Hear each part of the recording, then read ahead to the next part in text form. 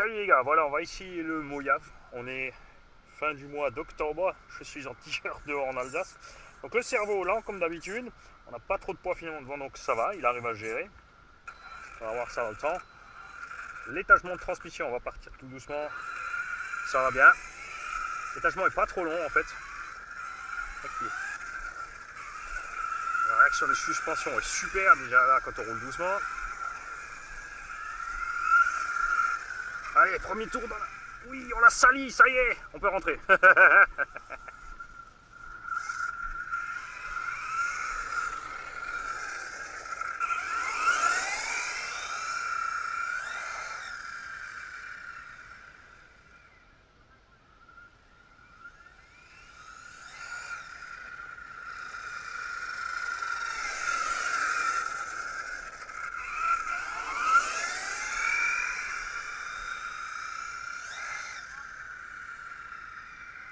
Bonjour. J'adore la réaction de la suspension.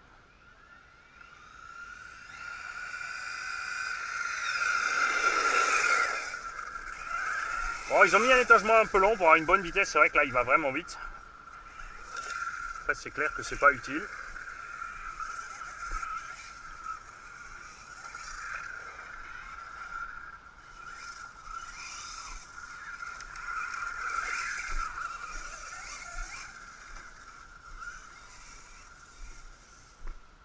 Ouais, on va commencer en douceur.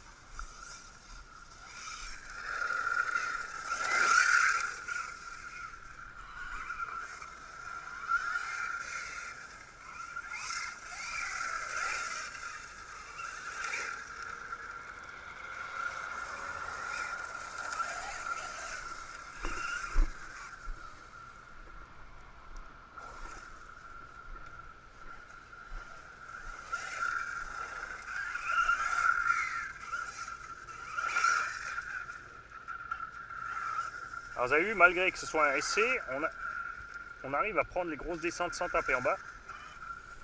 Je fais gaffe aux cyclistes aujourd'hui. Hein.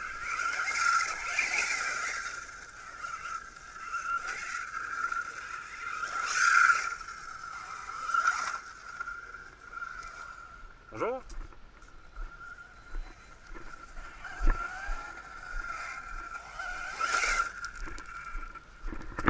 Les pneus ont l'air excellents. Ah, il y a un ours qui est passé ce matin. On dirait une empreinte de Sasquatch fripouille.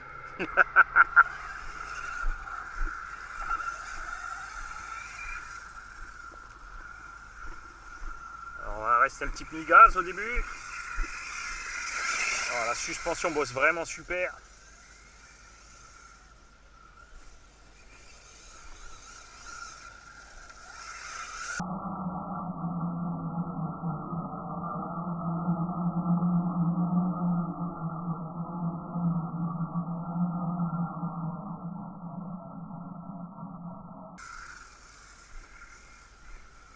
L'herbe est encore un peu mouillée, mais ça a séché depuis ce matin. On va voir comment il se comporte dans les virages.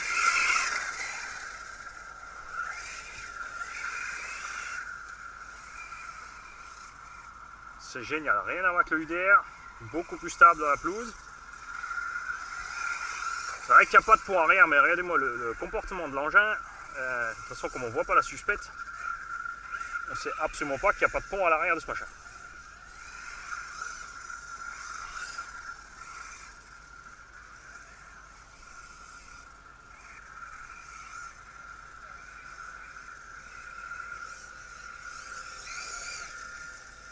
Il y en a sous le pied. J'ai pas pesé. C'est vrai que depuis le début, on dit qu'il fait 6-7 kg, mais on l'a pas pesé. Est-ce qu'il est vraiment aussi lourd que ça avec les batteries?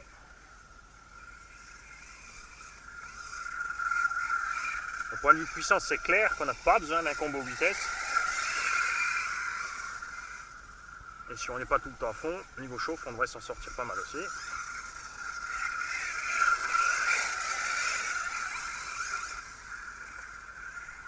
Le rapport poids-puissance, là pour l'instant c'est pas mal, comme dit, on verra ce que ça donne. Comment on tire sur les lipos. C'était caché.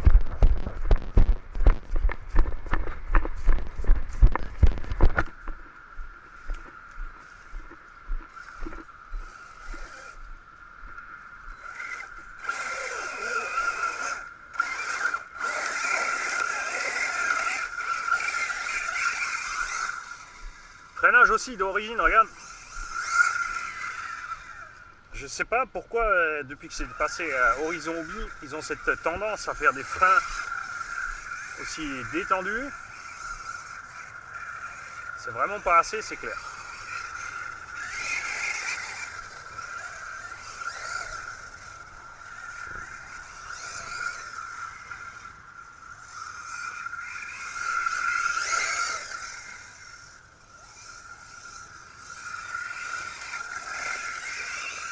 Et tenue de route, vraiment là, rien à dire. Le mélange pour la prairie est génial. Suspension bien réglée, l'engin chavire pas trop et les pneumatiques encaissent le reste. Mani, il est heureux.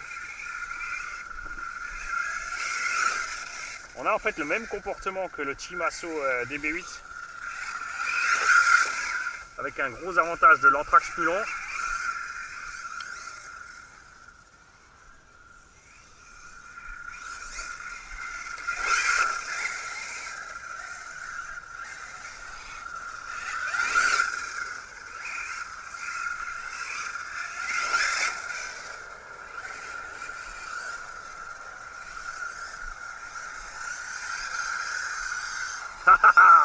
Vous y avez cru, hein?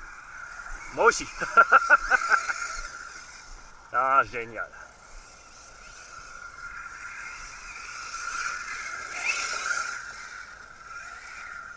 Voilà, juste vraiment augmenter les freins.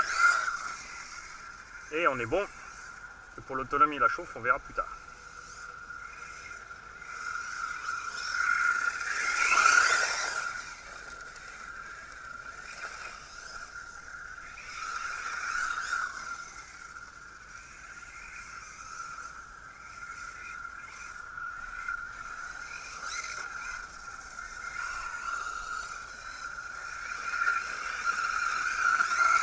Regardez ça, il ne bouge pas.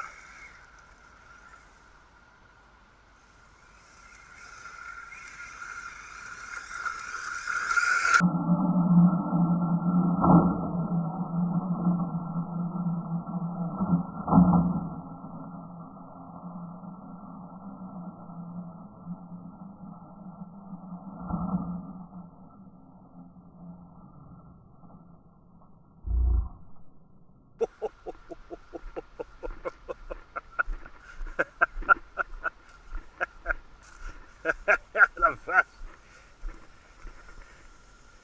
Alors, on va taper le bulkhead, sinon RS.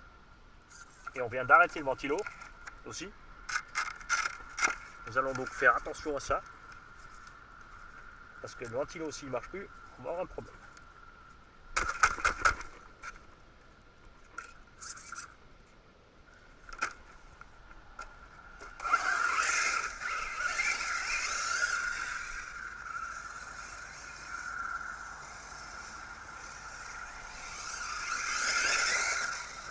Dommage, hein, on aurait presque pu faire un run sans se casser la gueule.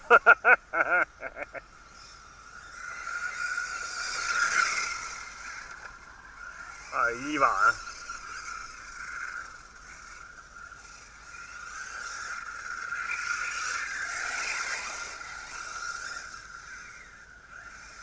Ah, super. Ça, c'est le pied, tu vois, le petit freinage. Le nez qui penche et le cul qui déborde, c'est super.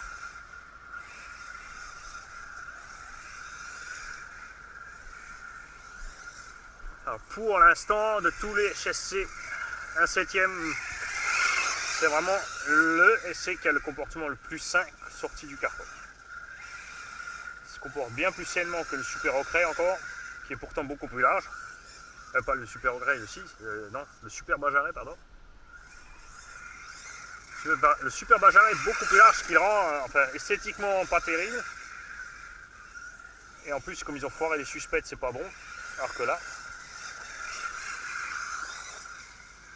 Non, génial.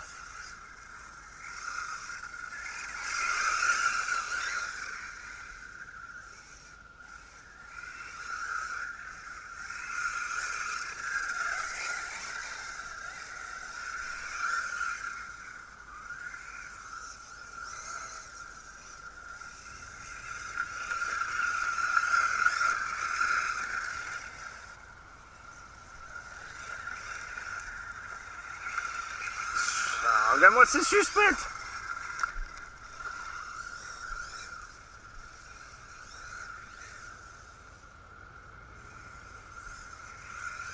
Moi je trouve ça bien qu'une jeune marque comme ça de RC qui a 10 ans, là ils viennent de mettre la pâtée à toutes les autres marques qui sont là depuis longtemps. Sur un setup complet RTR. C'est pas tous les jours, hein.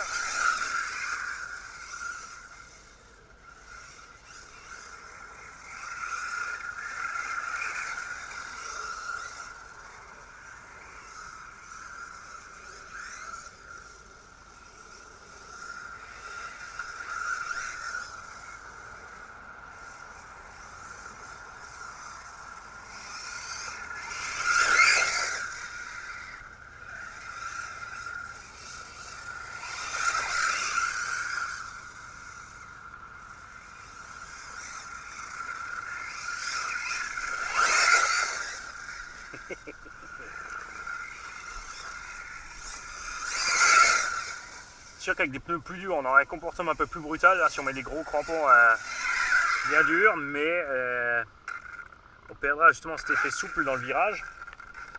Ça marche à merveille. Tu vois, le pneu s'écrase. On avait peur qu'au début que le pneu s'écrase et que ça catapulte le véhicule, mais en fait non. Le fait qu'il s'écrase, ça lui permet de bien glisser. C'est génial.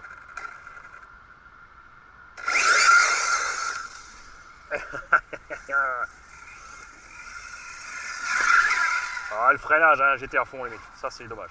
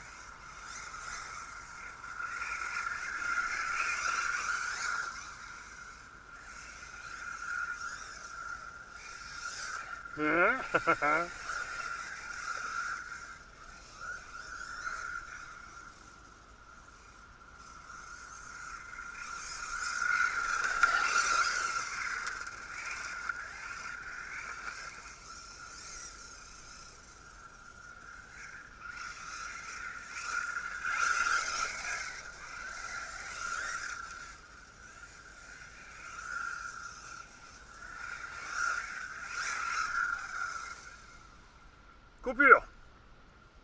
Alors, on va voir combien de temps on a. Après, la coupure est peut-être due, attention, vous avez constaté qu'on a pris des trucs dans le ventilo. Est-ce qu'il est possible que l'engin ait eu trop chaud, tout simplement? Parce que j'entends pas le ventilo. Peut-être qu'on est en coupure thermique. Alors, les joies du short course.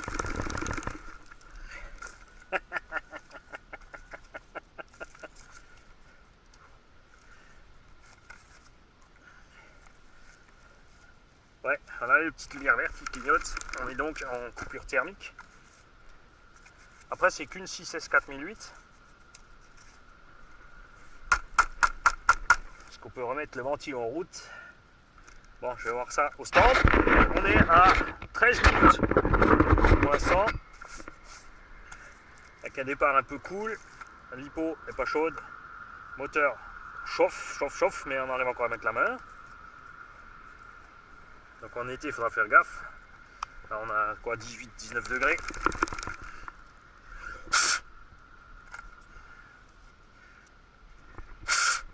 Vous en faites pas, je vais éteindre la caméra, je vais débloquer mon ventilo et on va s'y remettre parce que je m'éteins. Alors, on a nettoyé le ventilo, on va voir si on a la coupure ou pas. C'est vrai qu'un poids pareil en 6S, si on fait un petit quart d'heure, on est pas mal.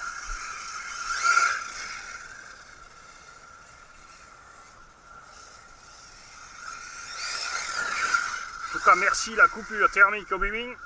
Sans elle, c'était mort pour le Vario.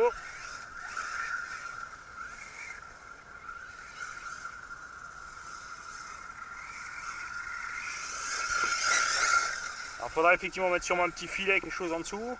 Après, je suis pas trop fan, ça fait quand même chauffer pas mal. Au moins mettre un morceau de bas ou quelque chose sur le ventilo.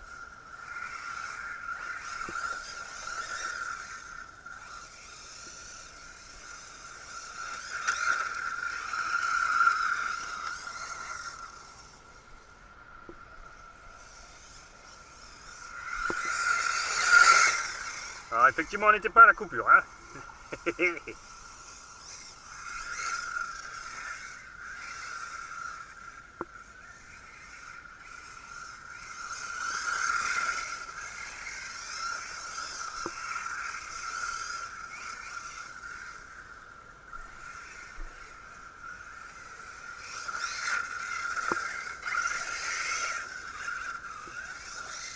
Il est vraiment dur à mettre en défaut, il faut le chercher dans les virages. Quand on est dans l'herbe, dans le sable, il n'y aura aucun souci, c'est clair.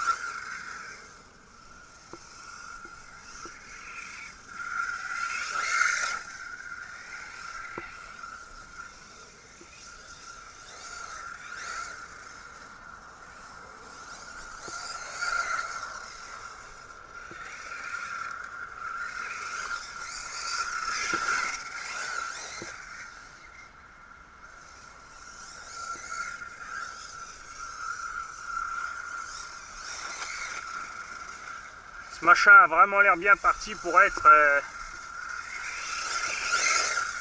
un des meilleurs RTR de l'année avec le DB8, c'est là on est en coupure, et le Serpent MTE.